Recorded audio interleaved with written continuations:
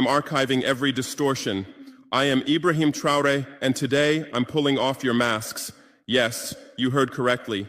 I, whom you call a young military junta leader, whom you brand as a dangerous radical, whom you serve up as an anti-Western dictator, am now telling you the truth. And this time you cannot turn off your microphones. This time you cannot turn away your cameras. This time your editors cannot cut this speech. Because the world you monopolize no longer exists. Because millions will hear these words now, without passing through your filters, without being subjected to your distortions, without being muddied by your lies. I am 34 years old. Every day of my life, I grew up with your lies. As a child, I would watch Africa on television.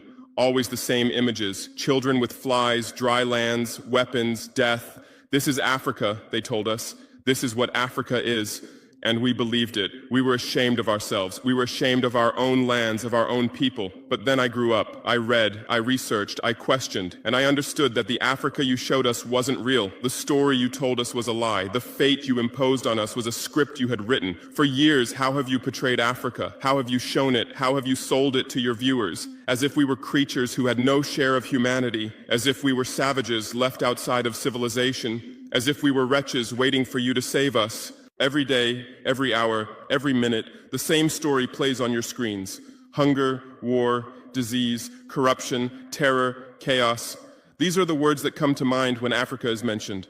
In your Africa dictionary, there are no other words. No hope, no success, no development, no resistance, no honor, no pride, no victory. So I ask you, New York Times, Washington Post, Guardian, Le Monde, have you ever made Africa's successes your headlines? How many times have you written about Rwanda's technology miracle? How many times have you shown Ethiopia's reforestation project? How many times have you praised Botswana's democratic success? How many times have you described Kenya's entrepreneurial ecosystem? No, because these don't fit your scenario. Your Africa cannot be successful. It cannot, because then how will you legitimize your exploitation? If it's not in need of help, how will you intervene? If it's not backward, how will you look down on it? Have you ever asked yourselves, has any editor sitting at their desk, any news director in a meeting, any columnist at their keyboard ever thought, why are the people of the world's richest lands poor? Here are the numbers for you, real numbers. Africa owns 70% of the world's cobalt reserves. Your cell phone, your computer, your electric car won't work without cobalt. This cobalt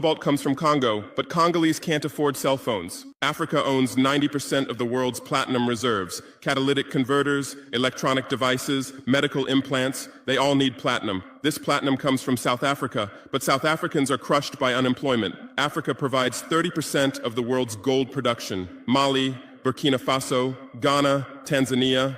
Gold flows like rivers from our lands. But our people swim in poverty.